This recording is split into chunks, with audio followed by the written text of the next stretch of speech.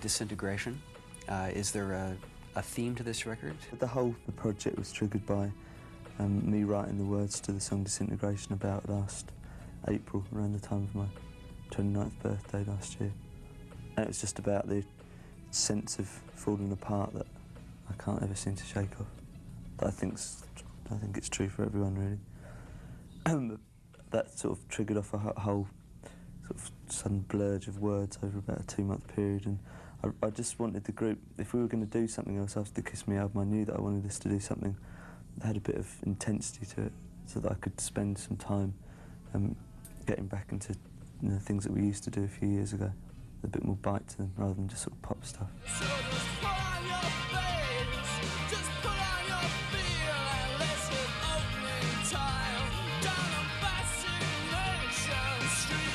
Just the notion of turning 30. It's kind of a paradox, I think, but you're forced into accepting age the older you get. But I still try and sort of fight against it. I mean, against the mental decline and the physical decline that comes with age. That sort of that your loss of a sense of wonder at things. And that, I mean, having nephews and nieces, it's brought home ever more frequently that how old I'm getting. Just like inside my head. I've not been fascinated by things I used to think were really fascinating, and it's just a bit worrying. It's a bit sad. So I try and fight against it by doing something, like writing songs.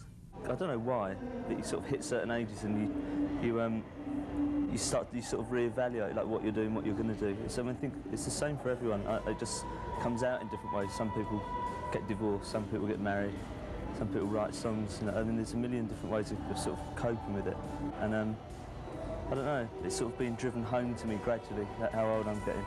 Whenever I'm alone with you, you make me feel like I am home again. Whenever I'm alone with you,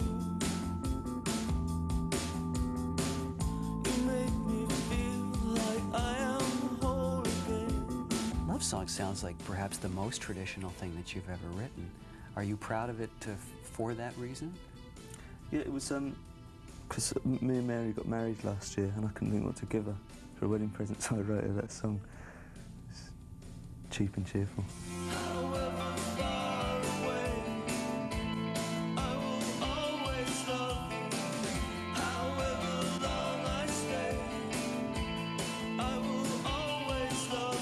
I honestly don't remember writing a lot of the words over the years. It's about 75% of them come when I'm in some kind of altered state, either through self-induced or I'm half asleep, or and they're usually just there. I sort of find bits of paper in my pocket or on a bus or at home under my pillow and things.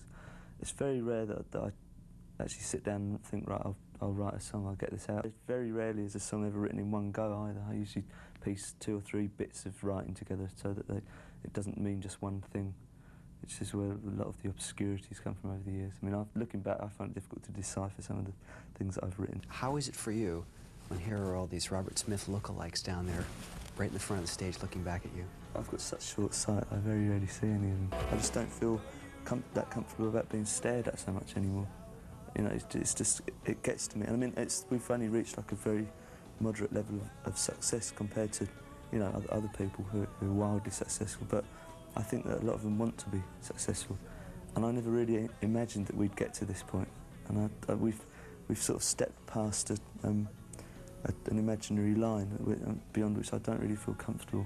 Like playing Giant Stadium last week in New York was awful. It was a really, really awful experience. And just being stared at so much.